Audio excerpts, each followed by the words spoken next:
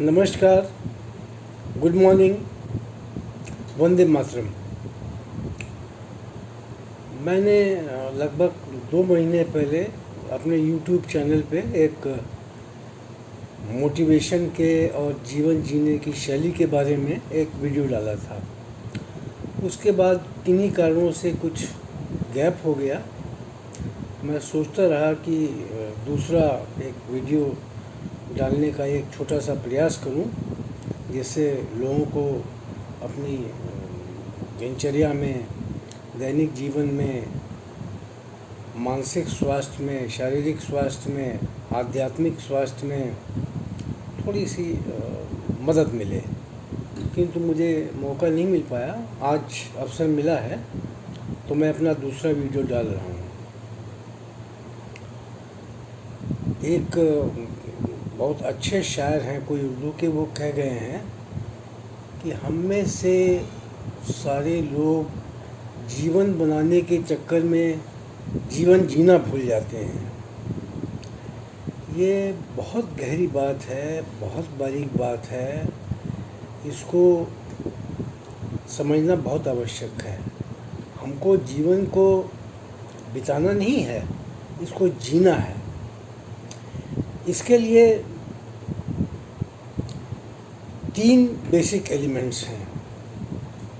आप पूछेंगे क्या हैं? चलिए मैं बताता हूँ।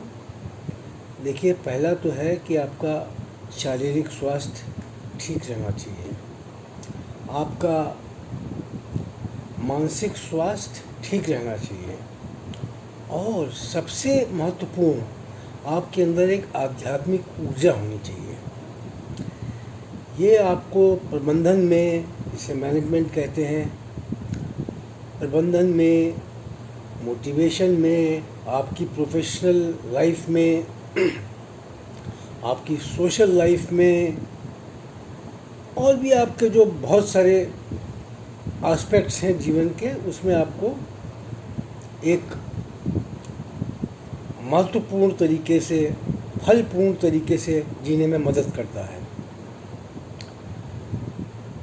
अब आप ये कहेंगे कि बात तो मोटिवेशन की हो रही है, ये आध्यात्म की बात करने लगे।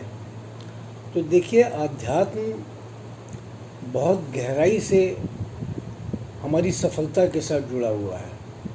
और जहाँ सफलता की बात कर रहा हूँ मैं, वहाँ इस जीवन में फिज़िकल सफलता की बात नहीं कर रहा हूँ, मटेरियल सफलता की बात नहीं कर रहा हूँ, मटेरियल सक्सेस की बात नहीं कर रहा हूँ। मैं बात कर रहा हूँ जो मैंने पहले कही कि हमें जीवन जीना सीखना होगा, और औरों को भी हमारे व्यवहार से, हमारे व्यक्तित्व से प्रेरित होकर जीवन जीने की शैली सिखाने का प्रयास करना है। हम अगर अपने प्रोफेशनल लाइफ की बात कर रहा हूँ, हम अगर अपने सबॉर्डिनेट्स के लिए एक आदर्श नहीं प्रस्तुत करेंगे, एक अच्छे नेता के रूप में अपने को प्रतिस्थापित नहीं करेंगे, उनसे अच्छा संपर्क बनाकर नहीं रखेंगे, उनसे संवाद खुला नहीं रखेंगे, तो हम सबको एक डायरेक्शन में, एक दिशा में लेकर नहीं चल पाएंगे। देखिए, एक घर होता है, उसमें 4 भाई हैं। हर भाई डिफरेंट होता है। हालांकि माँ बाप सेम होते हैं, संस्कार वो वही देने का प्रयास करते हैं, लेकिन हर व्यक्ति डिफरेंट होता है। तो अब अगर किसी को उस परिवार को साथ लेके चलना है, तो उनमें से कम एक भाई को अगर बड़ा हो तो बहुत ही उत्तम है। उसको सबको समझना पड़ेगा और सबके शूज़ में जाना पड़ेगा। उनके मन में क्या चल रहा है, उनकी जीवन की थिंकिंग कैसी है, जीवन की पद्धति कैसी है, उसके हिसाब से एम्पैथाइज करते हुए, और तब उनके साथ व्यवहार करना होगा। अगर आप चाहें कि भाई मैंने ये रूल्स बना दिए और इन रूल्स को हर एक को फॉलो करना है, वो आज के समय में नहीं हो सकता। किसी ज़माने में, हमारे पुराने बुज़ुर्गों के ज़माने में, हमारे ज़माने में भी होता था कि पिताजी पेरेंट्स जो कह देते थे वो पत्थर की लकीर होता था, चाहे अच्छा लगे चाहे बुरा लगे। परंतु आज बच्चों को एक्सपोज़र इतना ज़बरदस्त है। आप जो संस्कार घर में दे रहे हो, आप घर में कितना एक्टिव जीवन उनके साथ बिताते हो। वो स्कूल चले जाते हैं, खेलने चले जाते हैं, कंप्यूटर पे लगे रहते हैं, कुछ थोड़े बहुत आउटडोर भी गेम्स खेलते हैं। तो आप उनके समय जो गुणवत्ता वाला समय है वो कितना बिताते हैं? मुझे नहीं लगता कि आप अपनी पत्नी के साथ या अपने बच्चों के साथ मुश्किल से 2 घंटे का भी समय बिता पाते होंगे। उसी में जो आप उनको संस्कार दे पाते हैं वो ग्रहण करते हैं। जहाँ वो बाहर गए, एक तो सारा निगेटिव इन्वी है, निगेटिव विचार ही सब तरफ से आते हैं, चाहे मीडिया हो, चाहे फिल्में हो, चाहे समाचार पत्र हो, कुछ भी हो, सब निगेटिव बातें आती हैं।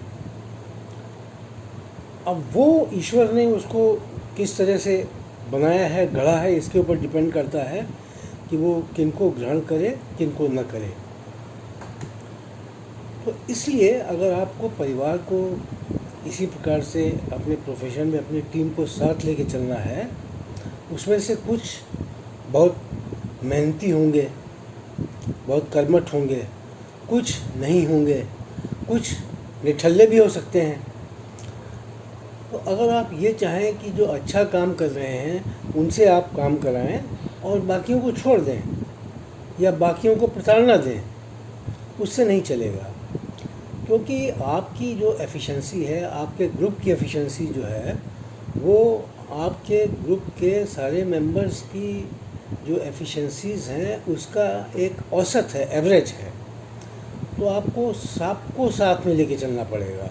हो सकता है कि आप अगर ये सोच रहे हो कि आप 80 किलोमीटर पर आवर की स्पीड से चल पाएंगे, आप न चल पाएँ, लेकिन 60 किलोमीटर की स्पीड से आप चल पाएंगे।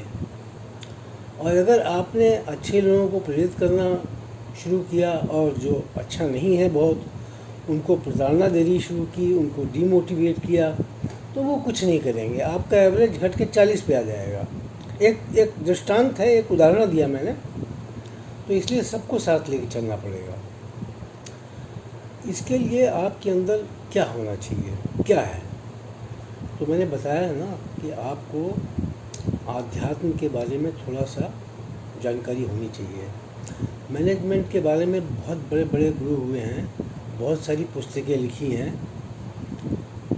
पीटर एफ ड्रुकर उसमें टॉप पे थे, और भी बहुत सारे लोग हैं, सब विदेशी ऑथरों का ही नाम है। और हम लोग भूल जाते हैं कि सबसे बड़ा प्रबंधन हमारे यहाँ चाणक्य ने सिखाया। आप महाभारत पढ़ें, उसने सिखाया कि विभिन्न परिस्थितियों में किस तरह से व्यवहार करना है। त्रेता युग में संस्कार अपनी परम सीमा पर थे, मानवीय गुण अति उत्तम थे। अब राम का अगर आप उदाहरण लें तो रावण बहुत बड़ा अत्याचारी था और अच्छा आदमी नहीं था, लेकिन वो महाविद्वान था। और उसकी विद्वता का एक उदाहरण आप ये भी देखिए कि सीता जी को वो हरण करके तो ले गया, लेकिन उनके साथ उसने कोई दुर्व्यवहार नहीं किया, उनको अच्छे से अच्छे ढंग से रखने की कोशिश की। जब वो नहीं मानी तो उनको अशोक वाटिका में रखा, अच्छा खिलाता पिलाता था, सब कुछ देने को तैयार रहता था, और उसने कोई भी गलत व्यवहार उनके साथ नहीं किया। और रामचंद्र जी भी भगवान का अवतार थे, तो उनके लिए क्या दिक्कत थी? वो तो बिना किसी से पूछे हनुमान की और अंगद की सहायता के बिना ही पता लगा लेते कि भाई सीता कहाँ है, और अकेले जाके वहाँ उनको मुक्त करा के ले आते, जाने की भी ज़रूरत नहीं पड़ती शायद। लेकिन उन्होंने पूरा जो एक मानव को करना पड़ता है उसी प्रकार से किया। इसको आप लीला कह लीजिए। कहते हैं ना कि हम सब एक माया के जाल में फंसे हुए हैं, और अपने जीवन के मूल सिद्धांतों को भूल जाते हैं। लेकिन जब आप मानव योनि में हैं तो आपको उन चीज़ों को मानना पड़ेगा। तो इसलिए उन्होंने पूरा सब किया। इस प्रोसेस में बहुत सारे दुष्टों का विनाश किया उसने, बहुत सारे अच्छे लोगों का कल्याण भी किया। केवट और शबरी इसके खाली 2 एग्जाम्पल्स हैं, पता नहीं कितने लोगों का उद्धार किया उन्होंने। और अच्छे लोगों को प्रेरित किया, संगठित किया। आदिवासी, वानर, रीछ, इस प्रकार के सब लोगों को उन्होंने संगठित किया। तो ये एक बहुत बड़ा गुरुमंत्र है जो वो दे गए कि अगर देश को आगे बढ़ना है, समाज को आगे बढ़ना है, तो आपको समाज के सभी वर्गों को साथ लेके चलना होगा। अच्छा, इधर राम का भी देखिए कि उन्होंने किस प्रकार से अपनी असाधारण शक्तियों का प्रयोग नहीं किया। और जब रावण का वध किया उन्होंने, तो मरते हुए रावण के पास लक्ष्मण को भेजा कि जाओ इससे सीख के आओ, ये महापंडित है, कुछ ज्ञान देगा तुमको। खुद इसलिए शायद नहीं गए कि मैंने मारा है तो मुझसे कुछ विद्वेष हो सकता है, मुझसे शायद खुलकर बात न करे। किंतु जब लक्ष्मण उसके पास पहुँचे तो उसने कहा अपने भाई को भी बुलाओ। और आपको पता है, रामचंद्र जी ने समुद्र को क्रॉस करने के लिए एक यज्ञ किया था। तो उसमें उनको बताया गया कि भाई ये यज्ञ तो सिर्फ एक विद्वान, एक पंडित इस विश्व में करा सकता है। उनका कौन? कर्नल रावण। तो रावण को उन्होंने आमंत्रण भेजा और रावण सहर्ष आया। उसको पता था कि ये मेरे विनाश के लिए हो रहा है, फिर भी वो आया और उसने वो यज्ञ संपन्न कराया और रामचंद्र जी को आशीर्वाद देके गया। ये सतयुग था। अब मैं द्वापर युग की बात करता हूँ, महाभारत की बात करता हूँ। वहाँ पर क्या हुआ? नैतिक मूल्यों का काफ़ी हद तक पतन हो चुका था। उतना नहीं जो आज कलयुग में हुआ है, लेकिन फिर भी काफ़ी पतन हो चुका था। नहीं तो भीष्म पितामह अंधे बनकर द्रौपदी का अपमान न देखते रहते, और नहीं दुशासन और दुर्योधन की हिम्मत होती, साहस होता कि वो द्रौपदी का अपमान करते, उसके वस्त्र उतारने का प्रयास करते। तो कृष्ण जी ये सब देख रहे थे और द्रौपदी की मदद भी उन्होंने ही की। जब उन्होंने उनको सच्चे दिल से पुकारा तो उन्होंने आकर उनकी रक्षा की। भीष्म पितामह जब शरशैया पर पड़े हुए थे, मृत्यु के समय का अपने प्रतीक्षा कर रहे थे, उस समय उन्होंने कृष्ण को बुलाया और उनसे बोले कि हे सर्वकला सर्वोत्तम भगवान श्री कृष्ण, आपने ऐसा छल क्यों किया? उनका मैंने क्या छल किया? कहना मुझे आपने धोखे से मरवाया। शिखंडी को सामने बैठाकर, क्योंकि वो स्त्री रूप में था, मैंने प्रतिज्ञा ले रखी थी कि मैं स्त्री का वध नहीं करूँगा, आपने मेरा वध किया। आपने अश्वत्थामा को गलत तरीके से मरवाया। आपने द्रोणाचार्य को भी छल से मारा। है ना वो कहानी की, कहा गया अश्वत्थामा युधिष्ठिर से कहलवाया गया कि भाई और किसी बात का तो विश्वास करेंगे नहीं। द्रोण पितामह तो युधिष्ठिर से कहलवाओ कि अश्वत्थामा मर गया, तब ये अपना धनुष नीचे रख देंगे, तब इन्हें इनका वध कर देंगे। युधिष्ठिर सच बोलते थे। तो उन्होंने कहा ये तो मैं नहीं कह सकता। फिर भगवान श्री कृष्ण ने सुझाया कि भाई तरीका ये है कि आप, एक हाथी भी है अश्वत्थामा आपके पास, आप बोलो कि अश्वत्थामा मारा गया हाथी। तो युधिष्ठिर ने कहा कि अश्वत्थामा मारा गया। उसके बाद जब हाथी कहा तो घंटे घड़ियाल बजवा दिए कृष्ण जी ने, वो सुन नहीं पाए। और युधिष्ठिर के बाद का एक बार ही बोलना उनके लिए बहुत था। वो वियोग में बैठ गए, दुख से बैठ गए, और उसी समय अर्जुन ने उनका वध किया। तो कृष्ण जी ने फिर उनको बताया कि भाई ये बताइए, मैं आपका ही एग्जाम्पल लेता हूँ। हर युग में उस युग के मूल्यों के हिसाब से व्यवहार करना पड़ता है, आचरण करना पड़ता है। आप उस सभा में बैठे हुए थे जब द्रौपदी का अपमान हो रहा था, उसको निर्वस्त्र होने की कोशिश की थी। आपने क्या किया? आप अगर चाहते तो एक क्षण में उसको रुकवा सकते थे। और ये जो महाभारत युद्ध हुआ, तो आपने किसी के प्रति अपनी निजी लॉयल्टी के लिए आपने धर्म को छोड़ दिया। तो धर्म को छोड़ना किसी परिस्थिति में क्या अच्छी बात है? मैंने अर्जुन से क्या कहा जब वो वियोग में तड़प रहा था कि मैं अपने परिजनों को कैसे मारूंगा, रो रहा था, धनुष नीचे बैठ के रख गया था, तो मैंने उसको क्या बताया? मैंने उसको यही बताया कि ये तुम्हारे परिजन जितने भी हैं ये सब ऑलरेडी मृत हैं। और मैंने अर्जुन को दिखाया, आप लोगों ने भी सब देखा, ये तो अधर्म के रास्ते पे गए तो ये तो मृत हो ही गए, आध्यात्मिक रूप से मृत हो गए, फिजिकल मृत्यु भी आ जाएगी जल्द ही। तो अर्जुन को थोड़ा भान हुआ, उसने कहा हाँ, मुझे धर्म का साथ देना चाहिए।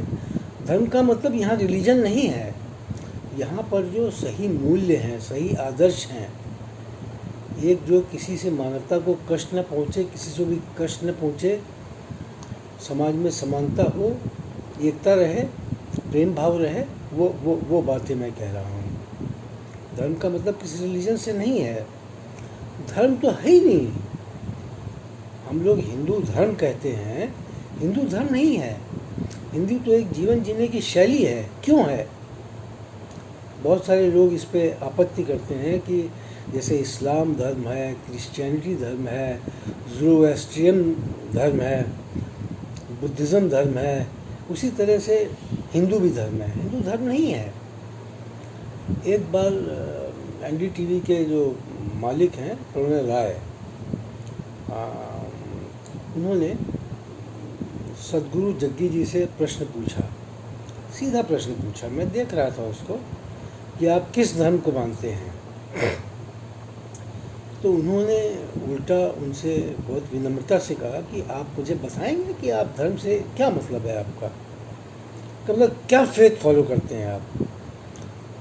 तो जो जग्गी जी ने जवाब दिया वो इतना बढ़िया जवाब दिया, सटीक जवाब दिया, हम सबको याद रखना चाहिए उससे। उन्होंने कहा कि भाई मैं किसी धर्म को फॉलो नहीं करता। धर्म क्या होता है? क्रिश्चियनिटी में जो जीसस क्राइस्ट कह गए वही आपको मानना है। अगर आप नहीं मानेंगे तो आप क्रिश्चियन नहीं हैं। और पहले पुराने समय में, ज़्यादा लंबी बात नहीं कर रहा हूँ मैं, 150 वर्ष पहले तक जो क्रिश्चियनिटी के मूल्यों से भटकता था उसको सूली चढ़ा दिया जाता था। बहुत सारी प्रताड़नाएँ दी जाती थी। प्रसिद्ध वैज्ञानिक न्यूटन और ऐसे कई लोगों को प्रताड़ित किया गया, क्योंकि जो उस समय की वर्तमान धारणा थी उसके खिलाफ उन्होंने कोई सिद्धांत प्रतिपादित किया। खैर अब साइंटिफिक और टेक्नोलॉजिकल प्रोग्रेस के साथ वो चीज़ थोड़ा सा क्रिश्चियनिटी में कम हुई है।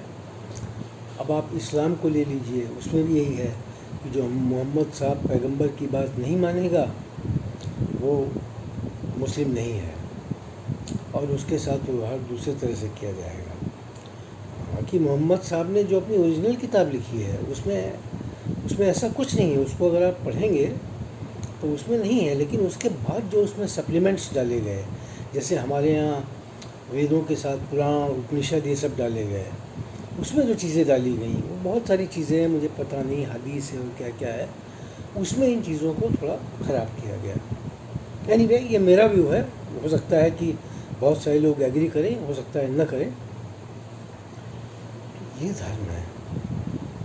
हिंदू जिसे कहते हैं वो धर्म नहीं है। हिंदी तो हमारी एक पहचान है। हम इंडस रिवर, जिसको पहले जिसके नाम पे इंड से हिंदुस्तान पड़ा, तो वो एक हमारी आइडेंटिटी है कि हम हिंदू हैं। बाद में राजा भरत के नाम पे इसको भारतीय भी कहा गया। तो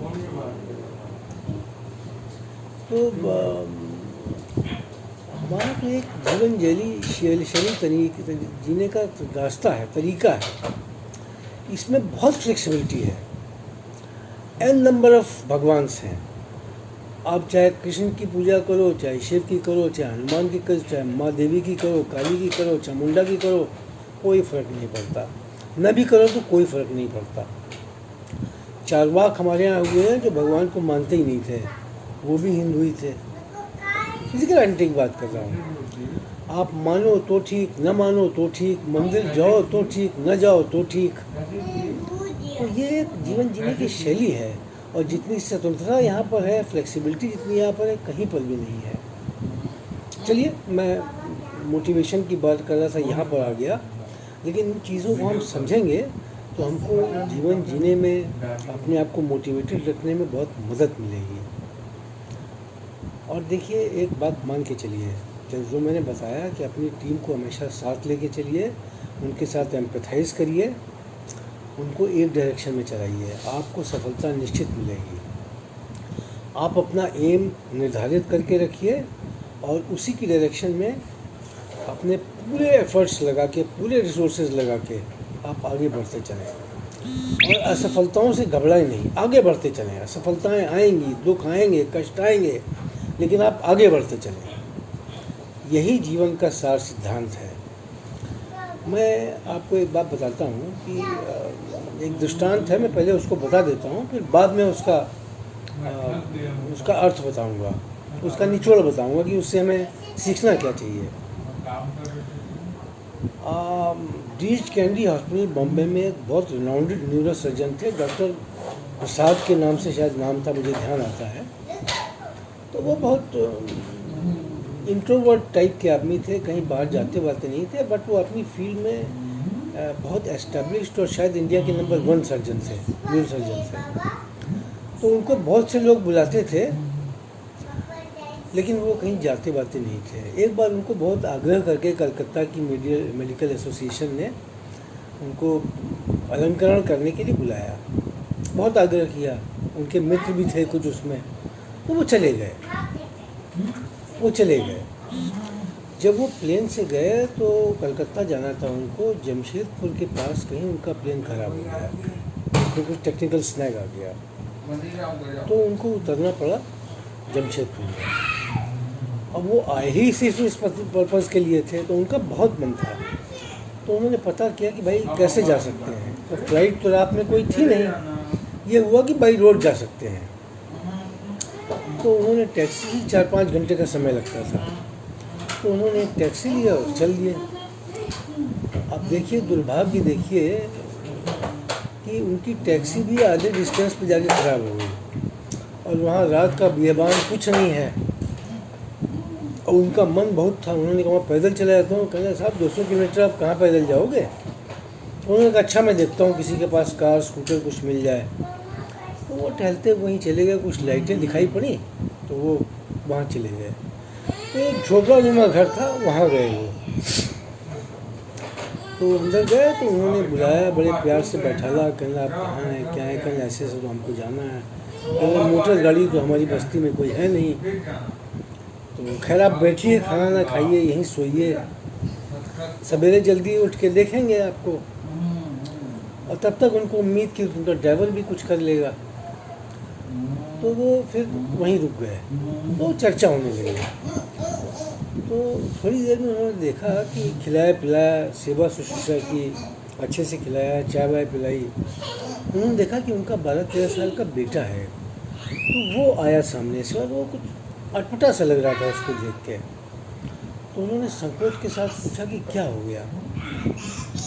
तो उन्होंने कुछ बताया, मुझे एग्जैक्टली याद नहीं है, टेक्निकल चीज़ें हैं, कि इसका लेफ़्ट और राइट सेमी स्फीयर जो है ब्रेन का, वो मिला हुआ है और उसको सेपरेट करना है। वो सिर्फ एक ही डॉक्टर इस देश में कर सकता है। कहना कौन?